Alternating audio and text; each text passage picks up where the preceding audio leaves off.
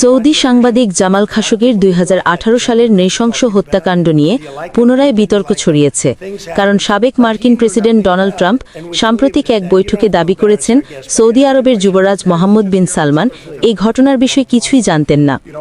এই বক্তব্য এসেছে এমন সময় যখন মার্কিন সিআইএ ও গোয়েন্দা সংস্থাগুলো স্পষ্ট জানিয়েছে যুবরাজ এই হত্যাকাণ্ড অনুমোদন করেছিলেন বলে তাদের মূল্যায়ন।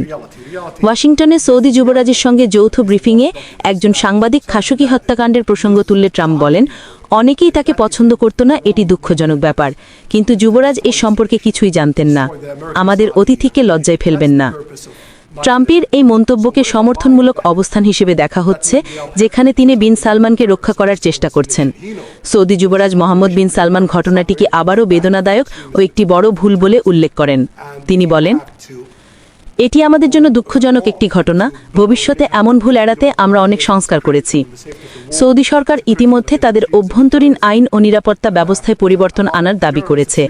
মার্কিন গোয়েন্দা সংস্থা সিআইএ এর বিশ্লেষণ অনুযায়ী খাশোগি হত্যাকাণ্ড উচ্চ পর্যায়ের অনুমোদন ছাড়া সম্ভব নয়।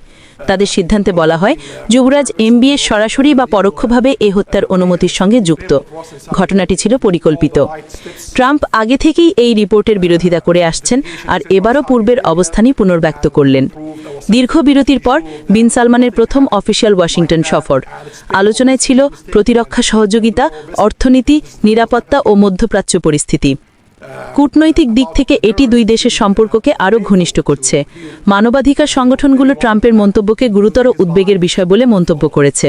তাদের দাবি, খাশোগি হত্যার জন্য দায়ী ব্যক্তিদের ন্যায় বিচার না দিলে আন্তর্জাতিক মানবাধিকার প্রশ্নবিদ্ধ হয়। একজন সাংবাদিকের নৃশংস হত্যাকে হালকাভাবে দেখলে পুরো বিশ্বের জন্য খারাপ দৃষ্টান্ত তৈরি হবে।